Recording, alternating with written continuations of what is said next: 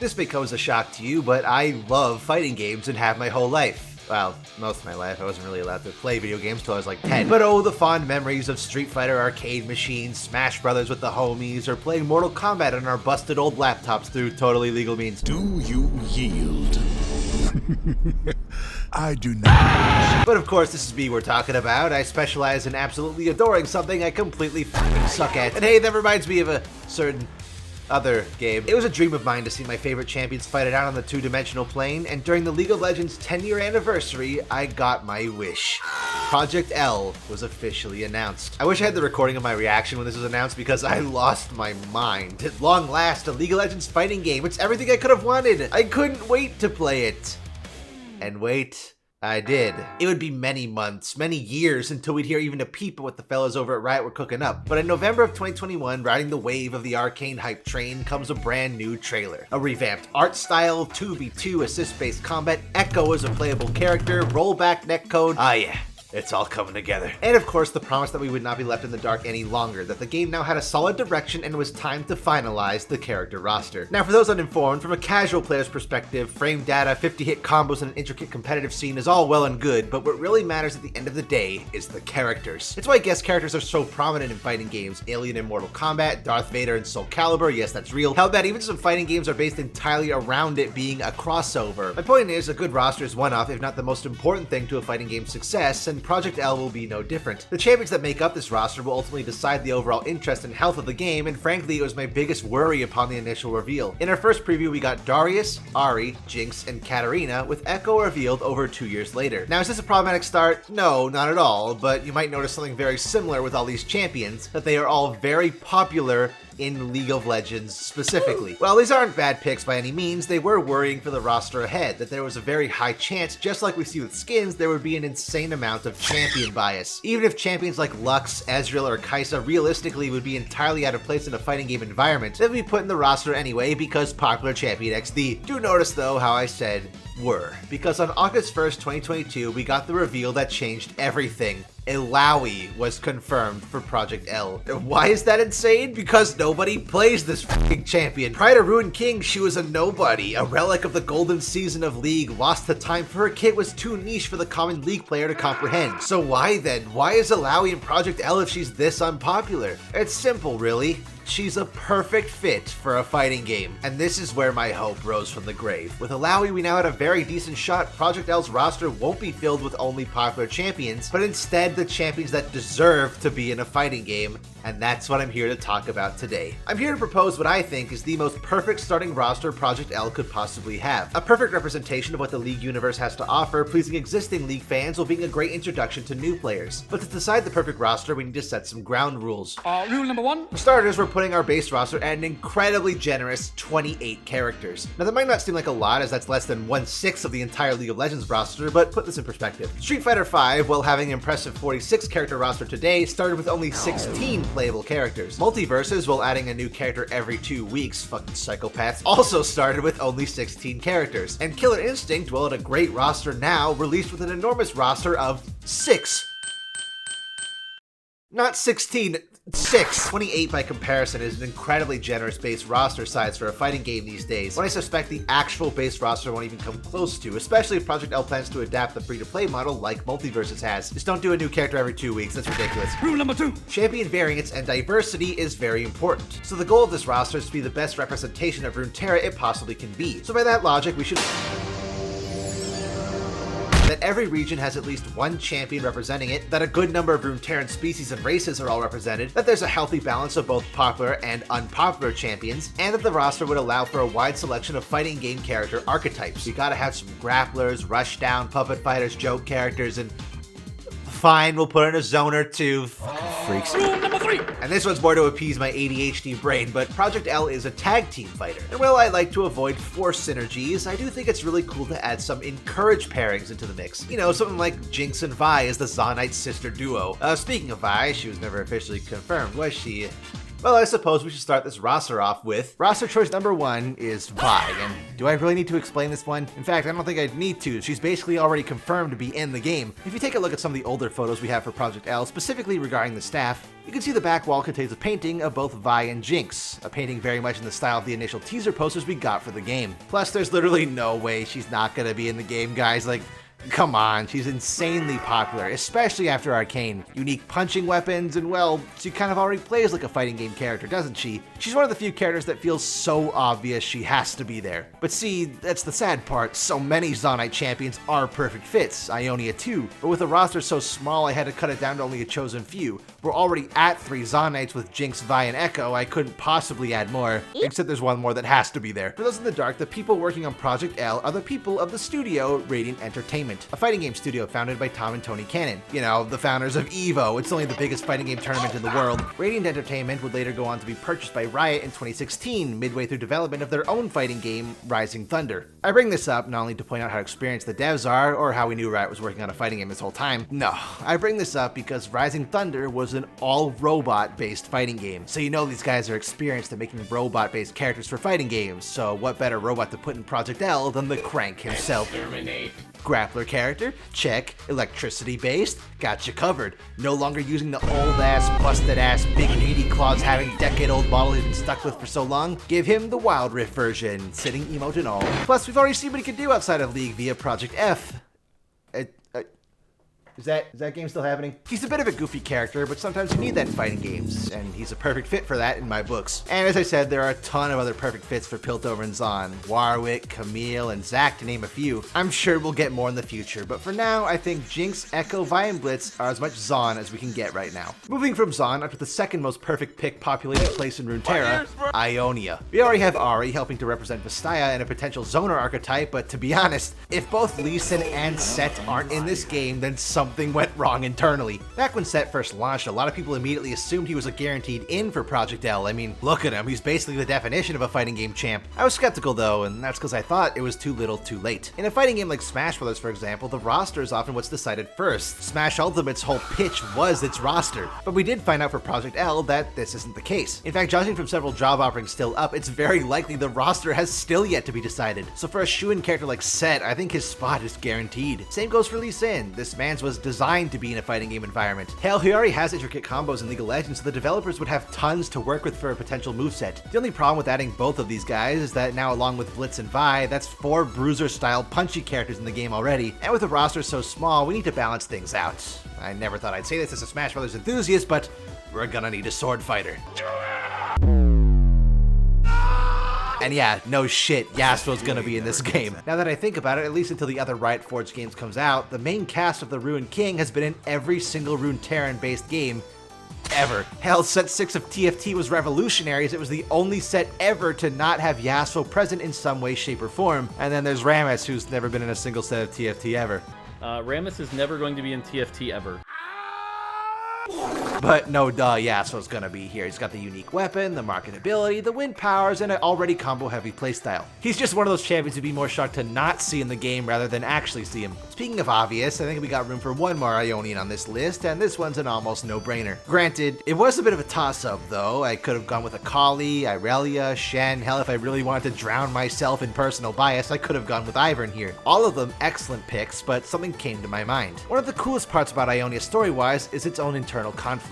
From the Navori to the Kinku to the Shadow Order, there's a constant civil war between its own people. And well, who better to represent the dark side of Ionia better than Zed? Granted, Kayn would have been a great choice here too, but personally, it's much easier for me to imagine a fighting game moveset for Zed rather than Kayn. And that could be down to the fact that Zed would basically just be Noob Saibot. Teleporting, shadow clones, slice and dice assassinations, Noob was Zed before Zed was Zed, which would make him why, as in why was Noob's role in MK11 story mode so fucking worthless? In any case, that's the last of the Ionians. Like I said earlier, there's so many good picks here, it was nearly impossible to narrow it down to so few. But now we can move on to the other regions, only one of which has more than 2 spots on this list, most of them having only 1. So let's start with the 3rd largest region with 3 picks.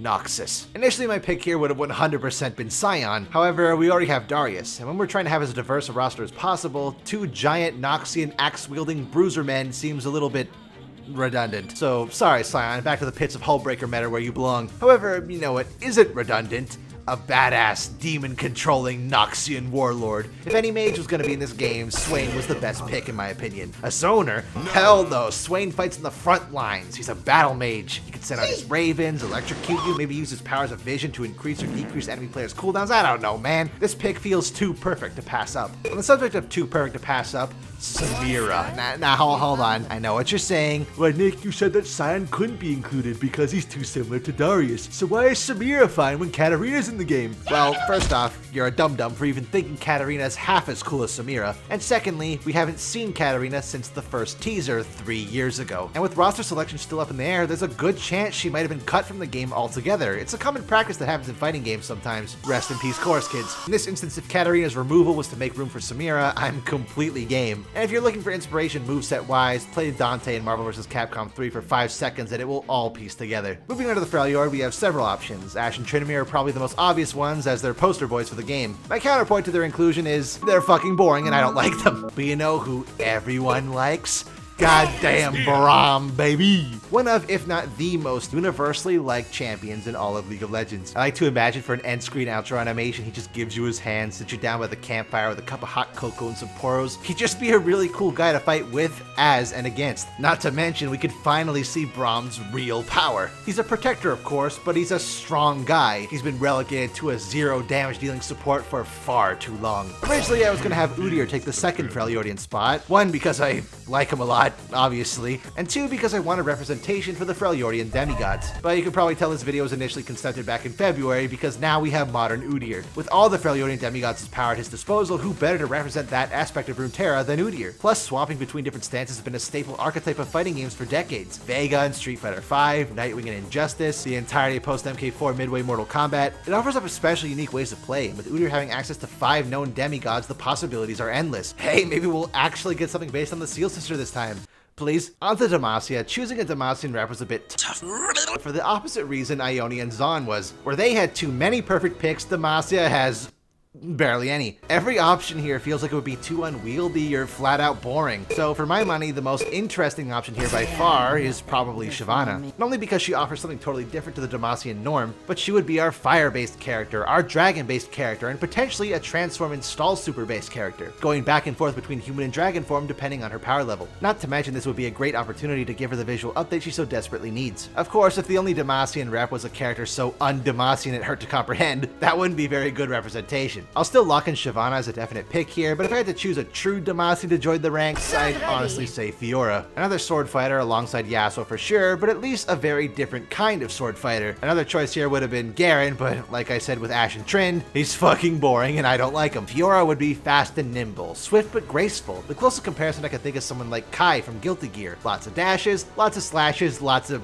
French. And I know what you're thinking, where's Silas? I thought he'd be a perfect fit for this game. And yeah, actually, I think he would. However, I have a much better idea for the character that would take his place. In my opinion, every fighting game needs a Shang Tsung-esque character. One that steals the moves of other fighters or copies their moveset entirely. 12, Omen, Kirby. There's just something so fun about copying your opponent's moves and throwing it back in their face. Sylas is a perfect fit for this, right? After all, he steals people's ults. But that wasn't enough for me. I think Shang Tsung characters are at their best when they can copy everything about their opponent, even down to their physical appearance. And not only has Nico got that covered, but she functions as our Ixtal rep as well.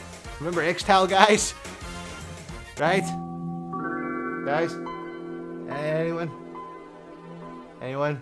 No? Okay. Regardless, this would also present a perfect opportunity to expand her copy abilities, as in League, she's landlocked to only copying her enemy's appearance. Like to mention, like Shang Tsung, she isn't all tricks and illusions. She has plenty of power for herself beyond masquerading as other fighters. In theory, Viego could have worked for this spot too, however, Viego can only copy his opponent's abilities when they're dead because he's fucking stupid. Circling back to Bilgewater, I still can't believe Alawi was actually the 5th character to be officially announced for the game. In fact, seeing all the love for Alawi recently with Project L, Ruin King, has been kind of overwhelming that she'd be left in the dark for so long. But allowing the Buru people are only a small part of Bilgewater.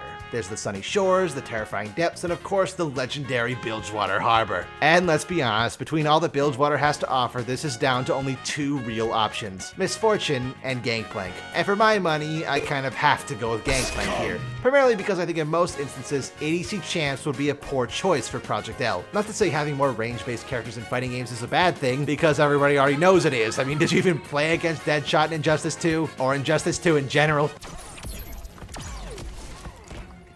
Gaming. Jinx, in my opinion, is the only one that really works, because she'd be crazy enough to bonk you over the head with a gun instead of shoot it. But on the topic of GP, he would be a phenomenal pick for this game in my opinion. He would function a lot like Predator in MKX or Con Ra in KI, a trap-based character laying fire and barrels all across the field, ready to explode and combo together at any time. And remember earlier when I said I didn't want to make too many forced 2v2 pairings, but I did want to make some encouraged ones? Well, we already got Udyr and Lee Sin's one, so why not throw in the bitter Bilgewater X's in there for good measure? Not those ones.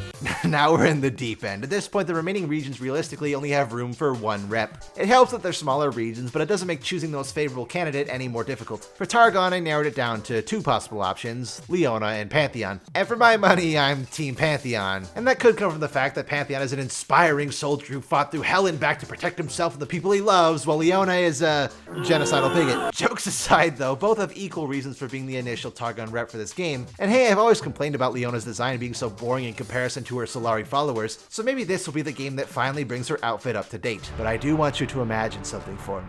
The fight is dead even. Squaring up for the final battle, you've built up your super meter just enough to get your super move off. In the heat of the moment, you activate it. Pantheon grabs his opponent and hurls him to the ground. Then he leaps into the sky beyond the stars. The music starts to swell, and as he comes crashing back down to earth, this music starts fucking blasting.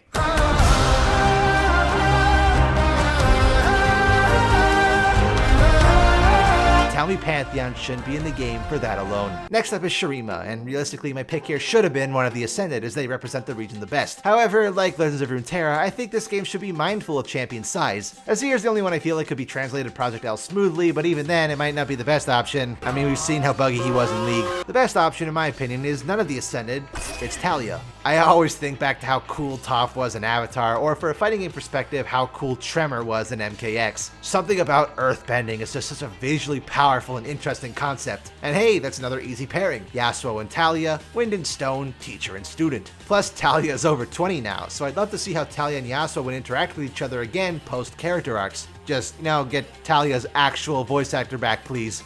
No hard feelings towards the LOR one. They're a good voice actress. It's just, I'd take League Talia over Desert Lux any day. I'm glad it brought us back together, Yasuo. The Shadow Owls rep would be Thresh. I like to make it clear that my opinions on this channel are subjective, and you're fully within your right to agree or disagree. But if you think that any of the Shadow Owls champions deserve this spot over Thresh, you are objectively wrong, and I'm not explaining this further. Now, Yordles are a bit of a touchy subject, and not because there aren't cool Yordles, because of course there are. I'm talking more from a purely fighting game scenario. Short characters are a bit problematic. Rocket Raccoon, Goku GT, Yoda, yes, this is also real. Short characters in fighting games are a pain in the ass because moves that would normally work on everyone else, they avoid just by existing. If a Yordle were to be added to Project L, I'd say they need to pick one that works around hitboxes. So no Heimer, Fizz, Tristana, Teemo, etc. The only Yordles I could see working are Cleta Rumble, who are on top of mounts, Poppy's big-ass hammer, which you could angle in such a way to make her model larger, or Gnar with his Mega Mode transformation. And for the sake of another good pairing and giving Nico a shape-shifting buddy, I'm gonna go with Gnar on this one. Not really a Banal City rep, but hey, there's a bunch of prehistoric Yordles in Banal City, so fuck you. The Void is a tricky one though, because Void doesn't really have characters. The most truthful and honest representation of the Void are the mindless, matter-hungry monsters hellbent on destroying everything around them. The problem with that is that characters like Cho, Cog, and Rek'Sai aren't really characters, but you know who is a character? Vek'Koz. One of the only 2 sentient Voidborn we know, the other one being Bel'Veth. And sure, Bel'Veth might work better than Yields, and she actually has physical attacks after all. But take one look at Shumagorath from Marvel vs. Capcom 3, and you can see clear as day why Vek'Koz could definitely work. Kha'Zix would be a good choice too, but for my money, if you're adding Kha'Zix, you have to add Rengar too. And since Nico already took the Ixtal slot, I had to cut them both. But hey, they would make a pretty cool DLC expansion, right? I mean, they already did it for Wild Rift. Of course, we know the Void rep's actually going to be Kai'Sa, but A boy can dream, can he? Now, here's a pick I know you guys weren't expecting. Neela. Shut up, I will fucking die on this hill that Neela got way more hate than she deserved, and she's actually a really cool character. So cool, in fact, that I nominate her as the representative of the eastern neighboring regions of both Kamavor and Kathkan. Since we know neither of these regions very well, nor the Kamavoran champions really even associated with their homeland anymore, I think Neela is more than a perfect fit here. And hey, this would be a great chance for her to truly distance herself from Samira, giving her a kit that's truly all her own instead of just Samira, but I work better with enchanters. Plus, we already got our earth, fire, and air benders, so why not complete the set with a water bender? Lastly, now that we have every region covered, I do think we need a few champions who don't have ties to any region. Ones that really demonstrate just how crazy the world of Runeterra is. And for this, I wanted one of 3 different things: a demon, a celestial, and a world-ending threat. And I know we already have Swain and Neela giving us that slice of demon representation, but I think a full-on demon in the form of Fiddlesticks has to be there. Alternatively, I think Evelyn could have claimed the spot too, but anatomy-wise, there's nothing in Runeterra like Fiddlesticks. Just looking at his movements in League reminds me of Hisako from Killer Instinct. Manic, sporadic movements that truly give off the sense that something is very, very wrong with this thing. Not to mention, out of all the demons, Fiddle is the demon, the primordial manifestation of fear. And who doesn't like a good old-fashioned spooky character in their fighting game, especially around this time of year?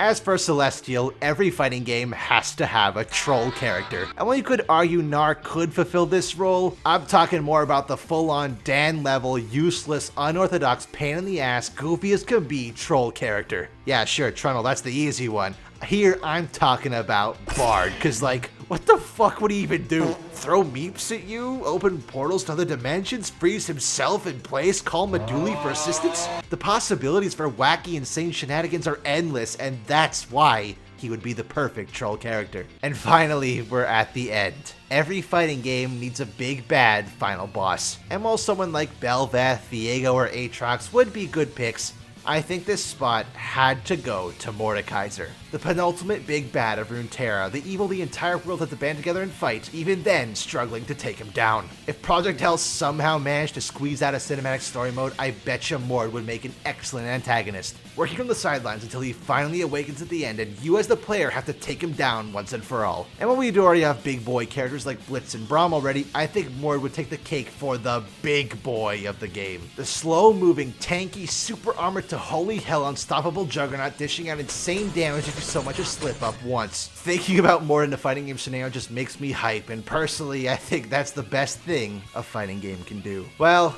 that's it. My hypothetical roster for Project L. I spent a lot of time thinking this over, narrowing down who I think the perfect fits would be, making sure that as much of Runeterra is represented as possible, and most important to me, making it so that an outsider or fan of League would look at Project L and say, damn, that's a pretty cool roster of characters. I'll give this game a try. And like I said at the beginning, this is a pretty generous base roster size, but so many great picks had to be left out because there just wasn't enough room. Riven, Pyke, Warwick, Akali, Nunu, the list goes on. This is just what I would think would make the best starting roster Project L could possibly have. But of course, those are just my silly personal opinions. Be sure to let me know yours down in the comments. Do you agree with my picks? Do you think some critical choices were left out? Hell, if you have your own roster suggestions, be sure to let me know down in the comments below. I'd like to read them. We're approaching the end of the year. With that, we have a new update for the game on the horizon. We still don't know how much will be announced, if anything at all, but I'm excited to see the future of this game. And I wish nothing but the best for the hardworking people who've spent so much time making sure it will be the best fighting game it can be. That's all from me, fellas. Till next time, I'll see you in the next video.